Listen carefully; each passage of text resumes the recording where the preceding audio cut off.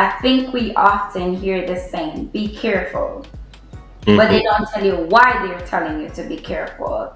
And at times, it's like you have to go through the trials, you have to go through the tribulations, and then you can look back and say, that's what they were talking about. So the whole purpose for me behind all my books and any other books that have to come is to really put information out there where I can inspire somebody who may be on a similar path to mine.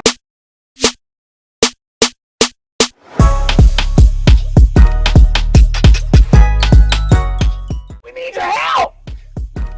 your help, man. If you haven't already hit the subscribe button and joined our community, do it now. By subscribing, you'll never miss an episode. You'll be the first to hear our latest stories and strategies. Plus, subscribing helps us grow and reach more people just like you. It's a win-win. Your support means the world to us, and it motivates us to keep leveling up our game.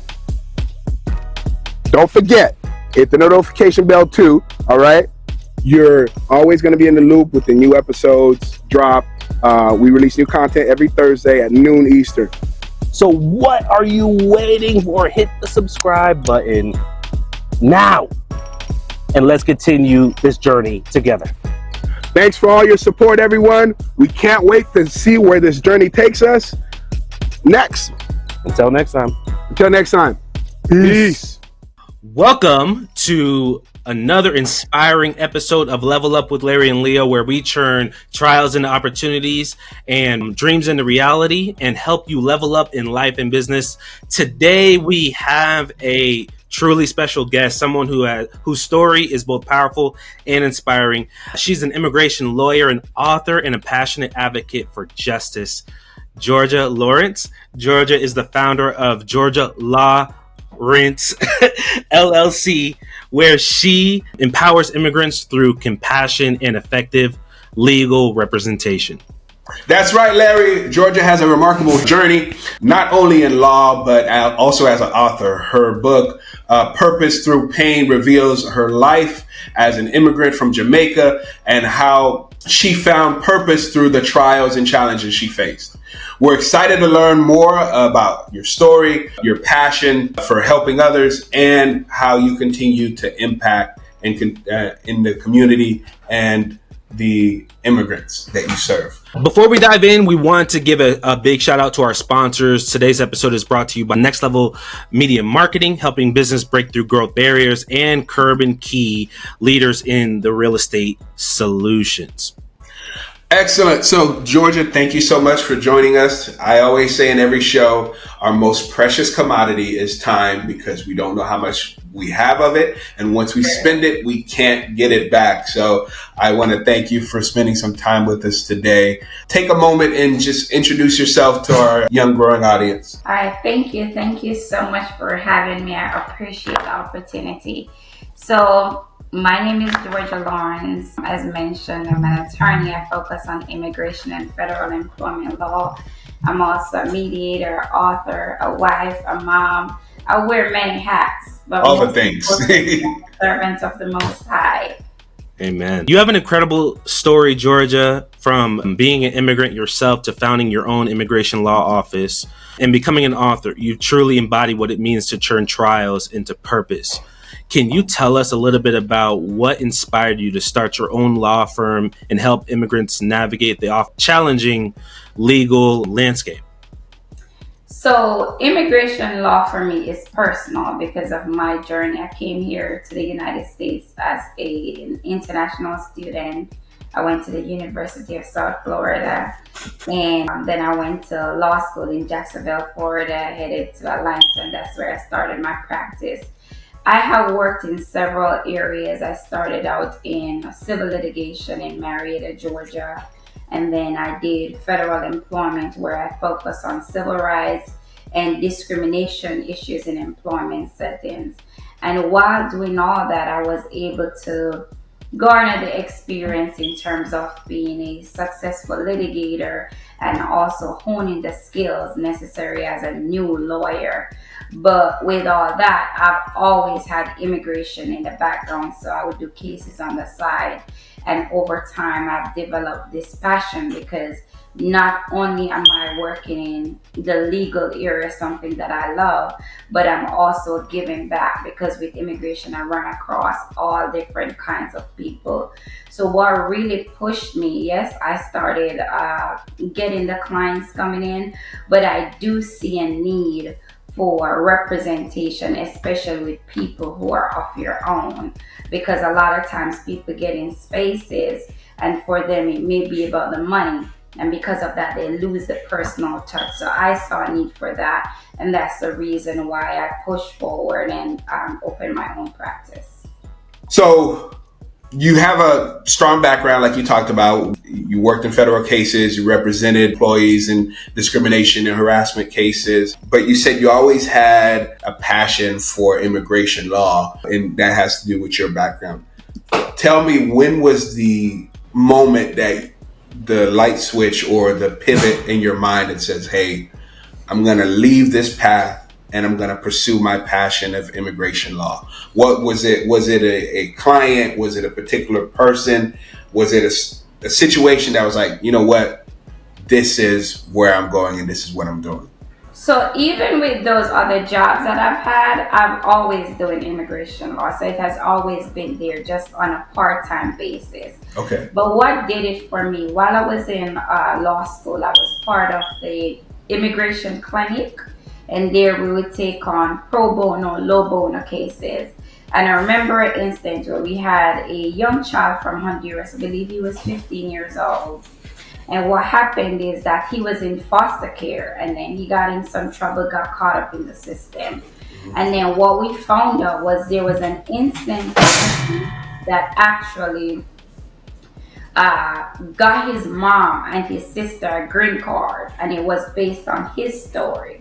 But because he was in the system, he was just left out there to fend for himself. Because a lot of times what happens is when you get caught up in the system and you're dealing with Americans, they may not understand the implications of your immigration status, so they don't follow up with certain things. And because he was in the situation now, he was faced with deportation. Now we're talking about a 15-year-old kid who came to the US at around age 2. So technically this is his home. Like one client said it to me one time after she got her citizenship, I'm finally able to show the paper to what's in my mind. So she always knew she was a US citizen, but she didn't have the papers to show because she was from a different country.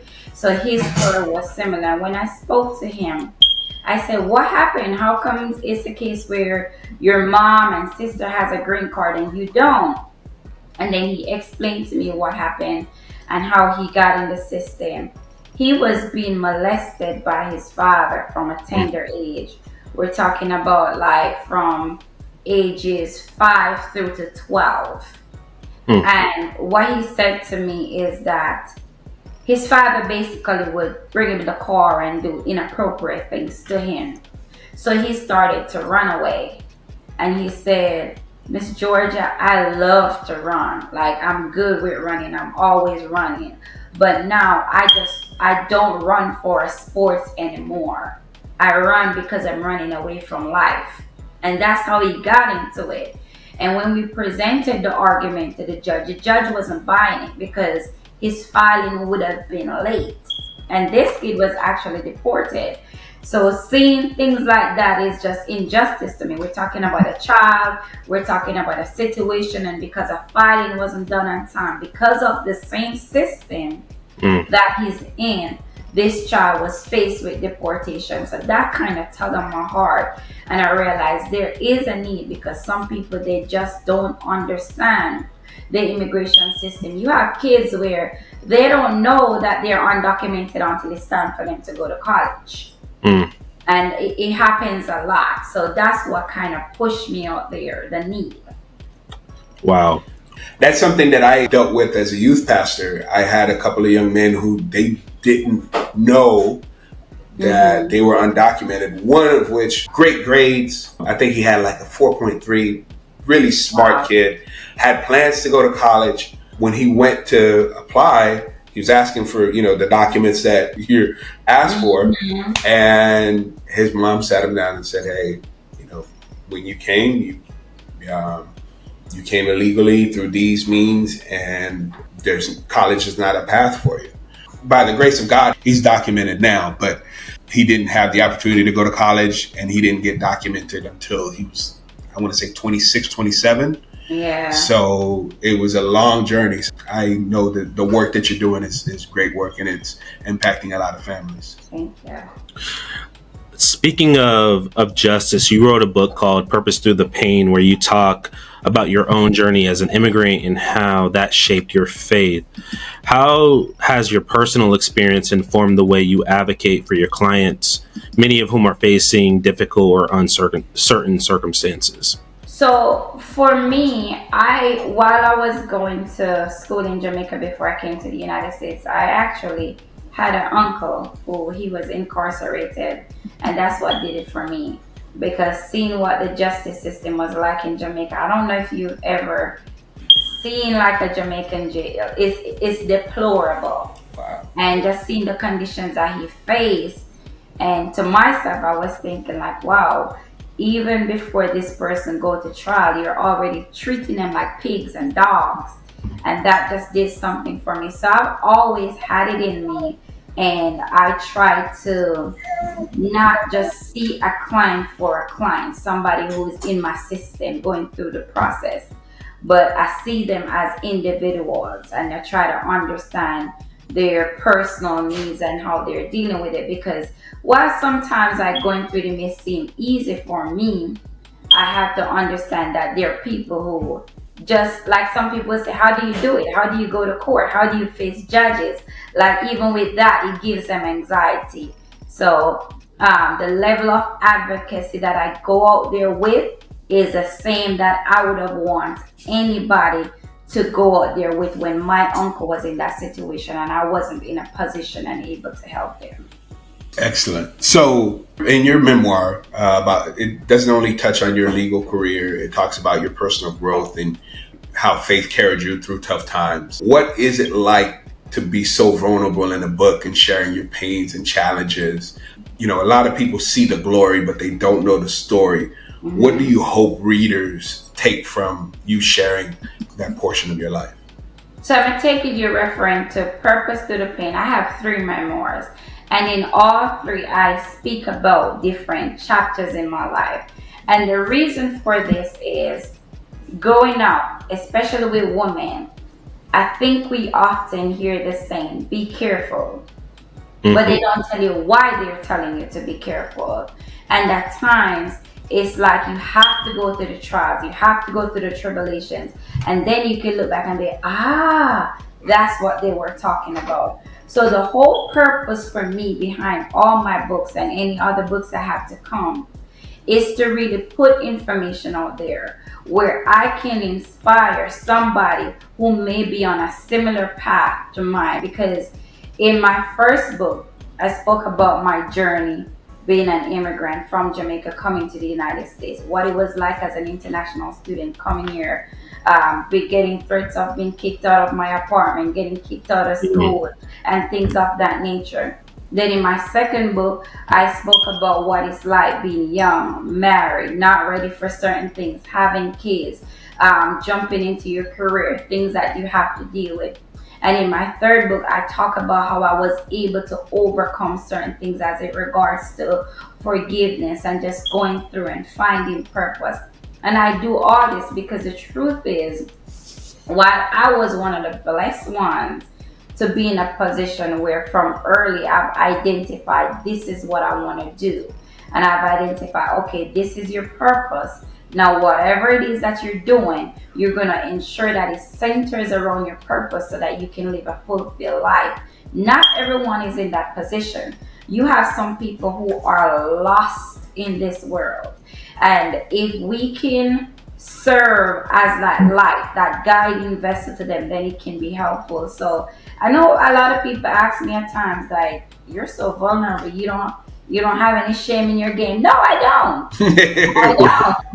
I'm gonna talk because I know that my story, it might not be a blessing to you, but it can be Mhm. a blessing to someone else. As probably someone who's very close to you. And Yeah. I see it all the time because I go to conferences and I speak. And even though you may ask a question or you may say something that hits a nerve, you may not get a reaction, but guess what? As soon as I get home, I may get a DM, I may get a message or something. So some people, they're still private, and I always say, if it's not your purpose or it's not your ministry, you're not gonna be as vocal about certain things as I am. Yeah. But I can't help it. I can't help it. I like to be transparent because I feel like it can help somebody. Definitely, definitely. Wonderful. You also mentor at risk youth, and like you mentioned just now, speaking at conferences. How important is it for you to give back to the community, especially to young people who might be facing their own struggles? Very, very, very important. Coming to the United States, one of the requirements as an international student is that you have to show that you're able to afford school. And even if you have a scholarship, you have to show a certain amount. And with that, it's not only the tuition, but you're also talking about food, clothing, insurance. So they combine everything. And for me, with coming to USF, I remember it was about, I had to show about 28,000 US. I've never even seen 1,000 US. And I remember that somebody did it for me. And the truth is, I do not even know this lady. She Wow. gave me the bank statement, told me what to do, and said, okay, submit this. This is from Auntie so and so. And that was it. So, definitely being able to give back, especially to young people, is a big deal for me because I know at times we get frustrated with the world, we get frustrated with how people handle things, and we say, oh, I'm going to do this by myself. But the truth is, we don't do this alone. We always have somebody at the bottom who is pushing us up somewhere along the line. So Yeah. giving back is definitely something that I try to do different ways. If it's even like to speak at a conference, go to at-risk youth homes, feed the homeless in any way that I can. That's awesome. So we've already talked about how you've overcome some incredible odds. What advice would you give a young person, or even not so young person who's looking to or aspiring to pivot and pursue law or any field to make a difference like you're making? So, three things I would definitely say to them. I've had my own way of living and my own opportunities. And it hasn't been easy. And it's not like I'm at the top or anything. I'm still going through the process. Hmm. But to an extent, I've made it. So what Yes. I would say is don't sit down and wait for opportunities to come. Get up and go and get these opportunities, because especially living somewhere like in the United States, there are opportunities out here. So get up and go and get them. And it doesn't matter where you come from, it's about what's in your heart, your Hmm. purpose. And once you align your life with that, you'll be fulfilled. Because at the end of the day, it's not about the money, it's not about the hype or fancy car or the house. It's about your heart and what you're doing in your life. And if you really want something, you'll find a way. I don't remember what sermon I was listening to where the pastor said, like, once there is purpose, God will send the provision. So once you see certain things and you have it and you say, okay, I'm gonna get this thing done, the provisions will come. So don't worry about it, because sometimes when I look back, like it was 2 days ago, I was in the car, like my friend is here, and I was driving and I just bust out, started praising because I'm so grateful. Like looking back where I'm coming from. Not sure if you've heard about Hurricane Beryl that just happened in Jamaica. And a lot of people, like, they got their house torn up. And it's just so bad. And I was saying to my friend, like, sometimes it's hard to go home because then you get used to a certain life, and then you don't want to, like, you go home, you don't want to pay for an Airbnb, you want to stay with your people, but at the same time sometimes it's hard. But Yeah. you don't want to be that person who it comes off as you're being a chauffeur or anything of that nature. So it's hard, but when I look back, I'm just like, thank God, like all the blessings that I have. So don't wait, go get it. And it doesn't matter where you come from, you can do it too. Georgia, I'm curious, where did this mindset that you have come from? I'm not sure, like, you say a lot of things and you say it very casually, like when you talk about your journey, when you talk about the things that you've accomplished. But so much of what you've done is so remarkable. And usually when you hear about a person with a resume similar to yourself, they had, a family that they can lean on for with success, or they came from a certain background. Where did that drive that you have and that mindset that you have to push through obstacles? Because so many people, when they see obstacles, they'll give up or they'll throw in the towel, but something inside of you is a little bit different. What is that? I don't know. I don't know. We're being honest, right? Yes. I don't know. I was talking to my therapist the other day, and she said something to me. She's like, our sessions are a little bit different because it's like you'll come, you'll talk, but it's like you write it on your vision board and then coming to report to me. Like I hold you accountable. So I don't know where the drive come from. I think it's a case where I've been through so much at a tender age, and I've watched so many people who I know deserve a better life go through certain things, and I say that won't be me. And then now that I have children, I also have that similar mindset where some people, they're proud. I got it out of the mud. Yeah, I got it out of the mud. But my children, they're not gonna get it out of the mud. They won't. So that's kind of my driving force, like seeing what I've been through, trying to prevent my children from going through it, and then helping people. Other than that, I don't know. That's awesome. That's awesome. Yeah. So that is kind of the crux of our podcast is level up. And we know from experience and from these interviews that we've done with people, the first part of leveling up happens in the mind, right? The scripture says, as a man thinketh in his heart.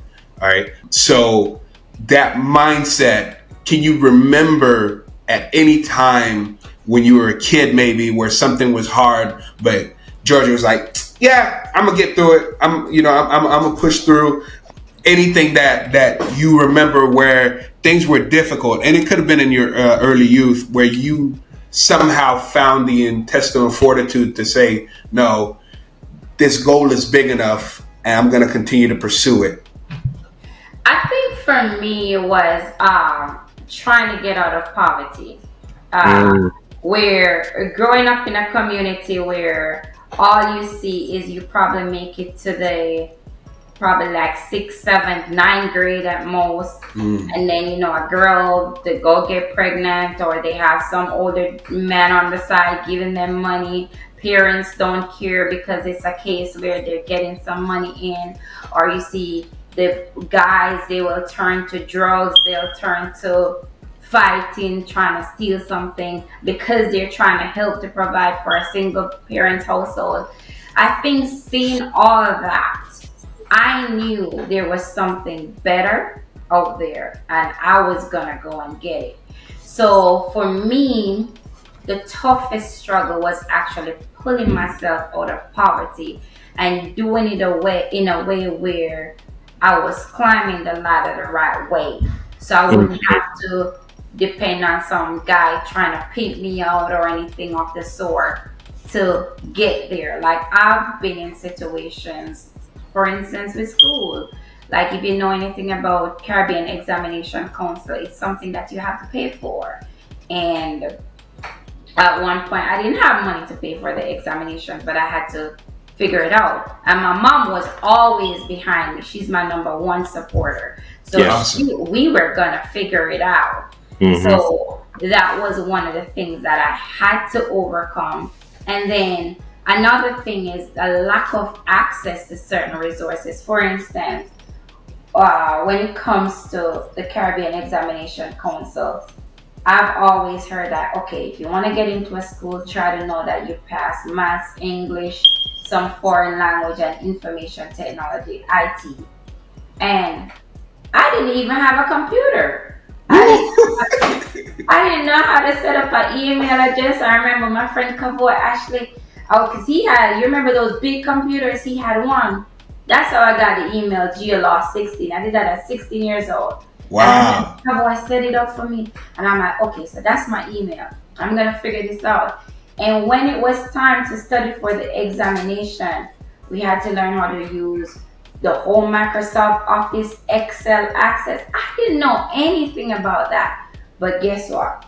I had to take a taxi and go to the library and sit down, try to read book, try to put the theory to the practical. I know I was asking some dumb questions. They're probably looking like, you don't have a computer, because the way I operated, man, you couldn't tell that I wasn't well off. But I knew at the back end I wasn't.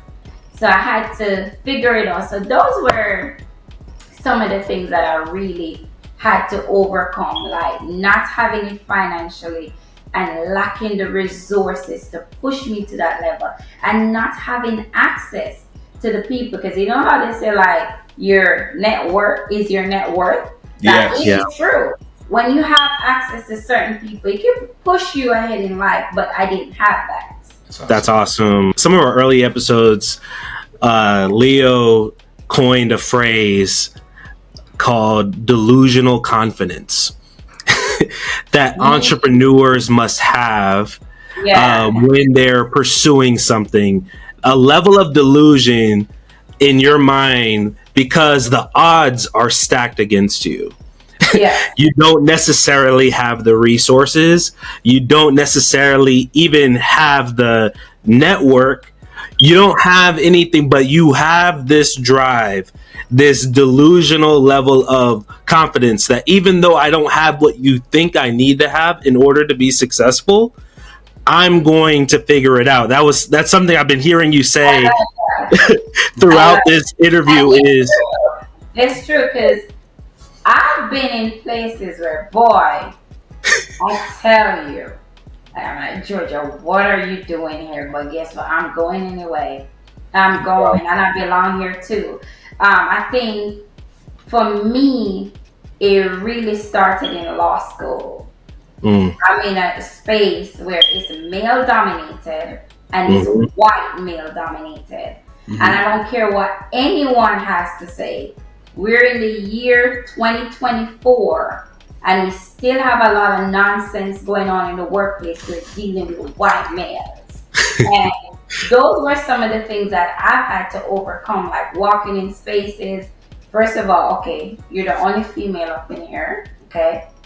And you're black. Oh Lord, you got an accent too. triple threat. Like check people on certain things and let them know, like, yeah, and I know I'm not getting invited to the golf club. I'm not a part of the country club, but guess what? I'm gonna see you right up in court and we're gonna deal with this thing together. And even though, because sometimes the devil creeps in. So you may have anxiety, you may have a little bit of fear, but I try to push through all that with my delusional self. I push through all that. I know, like, look, like, don't feel defeated. Don't feel like you're out of it. What is that called? Like, what is it? A Stockholm syndrome. You know what I'm talking about? Yeah.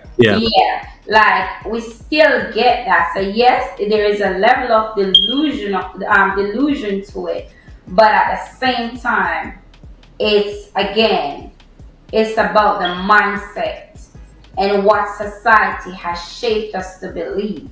So even though we don't have certain things, we shouldn't let that stop us. We should, I'm telling you, I've been to the thrift store, got my $7 suit, and walk up in certain places, and they're in your million. I don't care. I'm here too, and I'm gonna stay. Wow. That's awesome. We talk about the delusional mindset, the level of faith that kind of seems unreasonable and detached from reality. Sometimes we get smacked into being down on ourselves. So what I like to talk about is, how have you rationalized or synergized the fact that failure is part of the process, and it doesn't mean that the goal is not attainable? I think, yes, we do get hard on ourselves sometimes. And that's because we have the notion of thinking that when it comes to success or getting to a certain level, we're going to move like this. But the truth is, it's like this. Yeah. it's like this. And we have to have the mindset and be prepared for it. And that's why I think the saying goes, like, you always got to keep something in your back pocket. So like now, when I'm making plans, I try to have my option A and my little B and C at the bottom. And whenever there is a failure, something doesn't go my way, I don't look at it as a failure. I try to see the good from it, because trust me, as an entrepreneur, there is some good to take away from anything that others may see as a failure. It is just your comeback, or it is something they're telling you, like, look, it's time to take that turn. Skip the lead, like change, new season. Like I just got out of a situation where, like I said before, I was always doing other things with immigration. So full time I was working with a firm doing federal employment, and then I was also doing immigration. But it was getting to the point where I was feeling down. Like I knew, like, okay, it's time to turn the lead. And I started to feel like a failure in certain areas. Like I know, Larry, I was talking to you and your wife about this, where I felt like I didn't have enough time with my children. I have a 5-year-old and a 1-year-old. Yeah. I didn't have enough time with my husband. I wasn't focused on ministry. The same way I would get up and I would hit my knees 6 o'clock every morning, I wasn't doing that anymore. So something was off balance. But it wasn't a failure. It was something telling me, like, Georgia, it's time to turn the leaf. It's a new season, so I had to let it go. And trust me when I tell you that now I'm starting to feel myself again. Like, this is me. So I don't see it as a failure. It's either a lesson or it's something telling you, like, new season, keep it moving. Yeah. It's funny, we were just interviewing a retired pastor, and we talked a little bit about scripture and how in scripture the characters that we look at, a lot of times they failed their way to the promise of God. What's funny is in church, we have like this warped view of failure where we feel like, okay, if you fail, like you're punished for it. And sometimes we even find us, even doing that with our children. Like sometimes I have to remind myself when talking to my daughter that I don't want her to be too afraid of failure, because if you're afraid of failure, you're not going to try something that's more challenging. And when you do the challenging thing, that's what's going to stretch you and help you to realize what you're capable of. But if you're afraid of it because you feel like somehow your parents aren't going to be approved of you, or God isn't going to be approved of you, you're not going to try. Can you speak to that a little bit? Like, because there's so many people, especially in the faith community, who are afraid to step out because they feel like if they fail, that makes them a failure. Yeah, and you're absolutely right.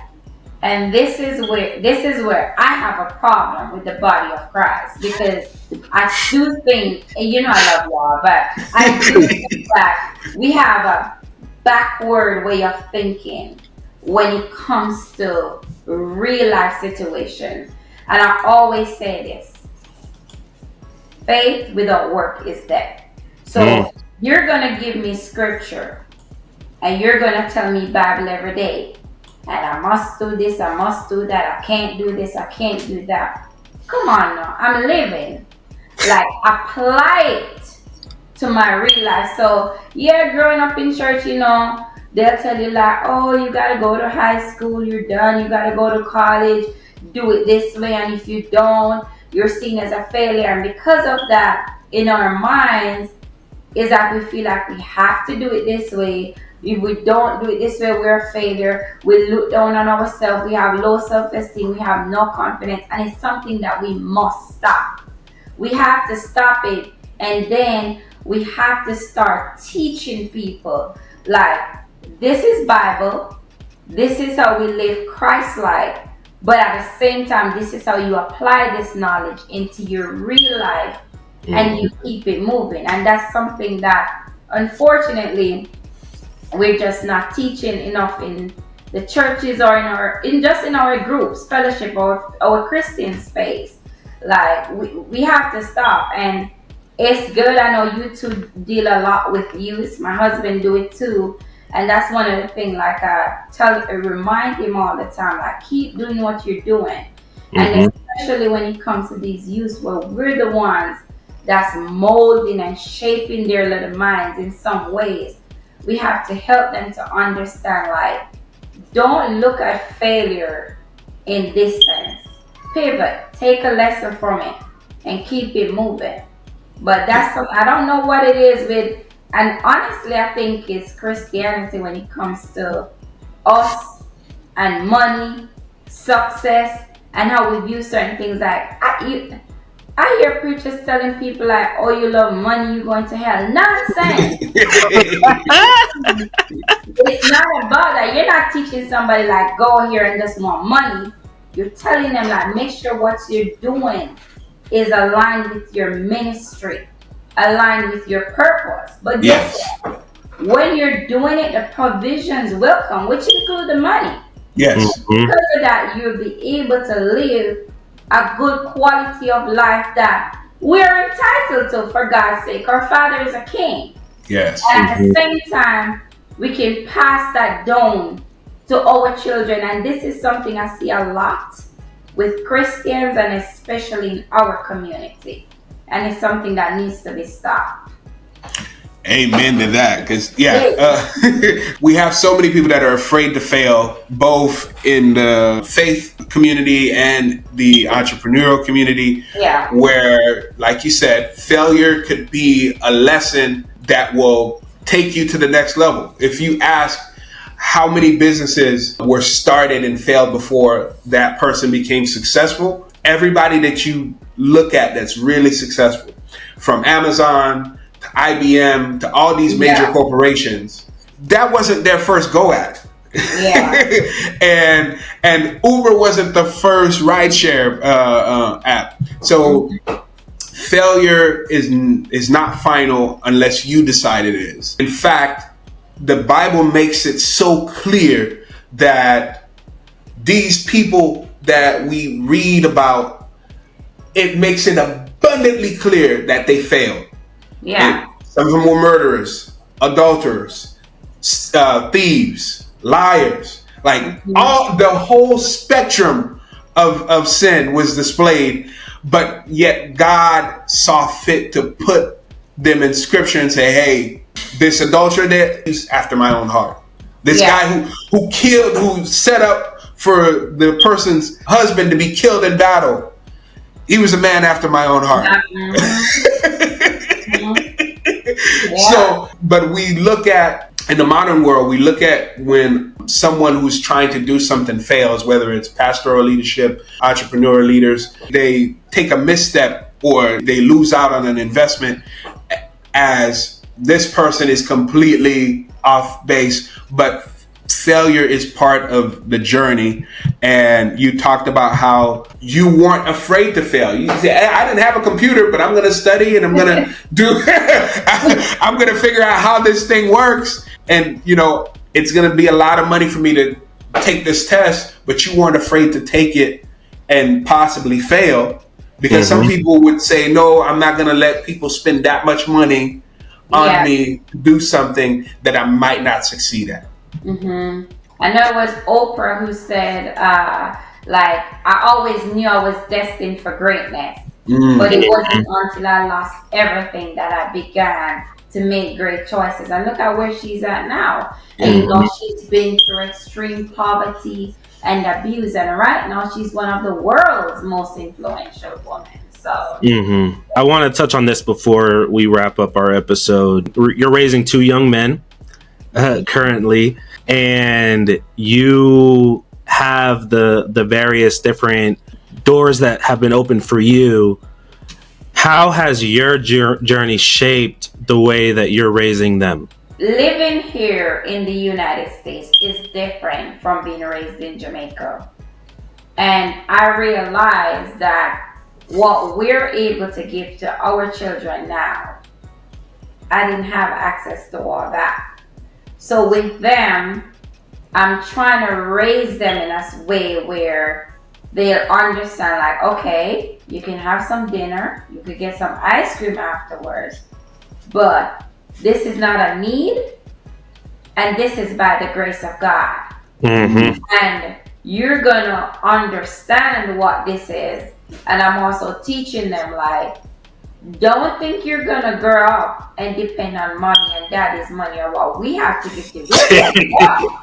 But you're gonna come and work for it. Like, my 5-year-old already has a job. He sweeps my office. Okay. He sweeps my office. Whenever it's time to go to the post office, he's the one putting all the envelopes together. And we go out and we head to the post office. He comes home, he gets his $5. So I'm teaching them the importance of hard work and having a mindset, like, you work, then you eat and you relax and watch TV. But don't think because you see certain things, it's just out there.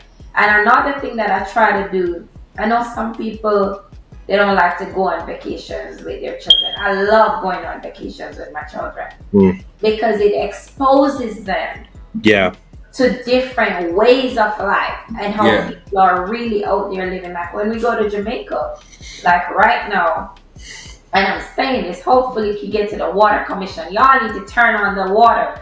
I'm sick and tired of it. But like when I was home the last time, there was no water. Wow. So we had to catch the water, put it in the pan, clean it off my son. He was like, Mommy, what happened to the shower? Like, there is no shower today. Come on. Splish splash, let's go. And get it done. But he appreciates it and he can look back and he has those memories. And I know later on or even in school, he's able to pass on this information. Oh, I went to Jamaica, I didn't have any water, I had to bathe in the bath. Some children may never be exposed to that. Hopefully that's not the case, but I know it will happen. So yes, I do try to give them that exposure and get them involved. So even though I'm not setting them up where they have to get anything out of the mud, they're going to understand the importance of hard work. And it's going to give them the heart to serve people who may not be in as a fortunate situation that they're in. Awesome. There's one last thing, Leo, my bad. But one thing, though, that America can do to children is give them some entitlement. Yes. And they don't realize that everything that is given to them, it took a lot of hard work to get it. We have to remind them of that. Have to. That's a blessing. So I'm raising 2 boys myself, and I have to balance that, keeping them grounded, teaching them the value of hard work, what took to get here, but at the same time, not letting them have to get it out the mud, like you said. So how do you determine what to give them and what to have them work for? I think about needs versus wants. So like now, I put my son in karate. It helps with discipline, so I know it's helping us in the household too as parents. So I'm going to give him that. He doesn't have to work for it. Okay. But I know he likes to go over to his cousin / best friend Justin. You know Justin, Larry. He likes to go to his house.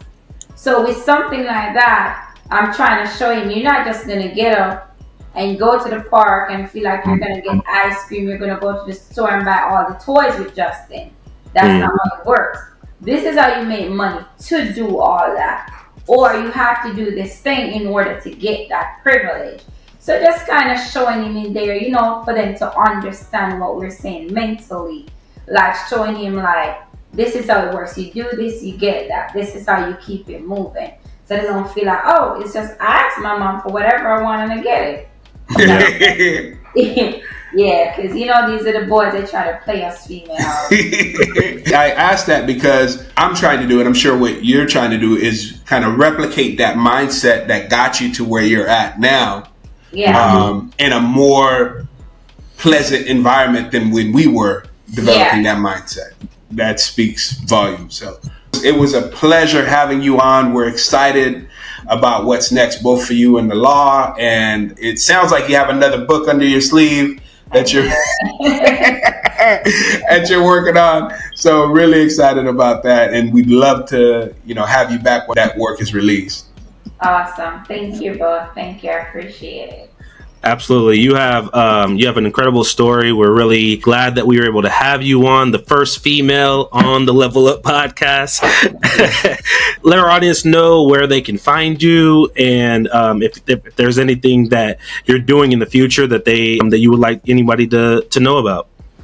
Yes. So in terms of reaching out, I'm on all social media platforms: TikTok, Facebook, IG, Threads. Attorney Georgia Lawrence. If you have a legal issue, you can reach out to me, schedule a consultation, georgialawrence.com. You can also put in the subject that you got my information here and you won't have to pay for the consultation. Oh, okay. Okay, level up audience. Level up in the description. And what I do have coming up, so in November 1st and 2nd, I'm a part of this organization called You Within Yourself. We do have a conference coming up. I would love if you could come out and support. It's going to be in Atlanta, Georgia. We do have tickets on sale right now. It's going to be the night before we'll have a fashion show, talent show. On the Saturday, which is the main event, we're going to have an all-day conference. And then in the evening, we're going to have a gala. So it's a whole weekend event.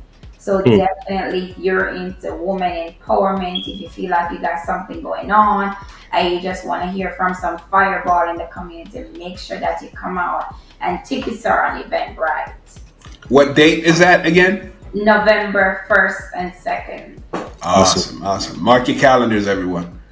We'll definitely try to put that link in the description. Again, thank you so much to our sponsors, Next Level Media Marketing and Curb and Key Realty, for sponsoring today's episode. And if you enjoyed this episode, please go and follow Georgia for all the links that she mentioned.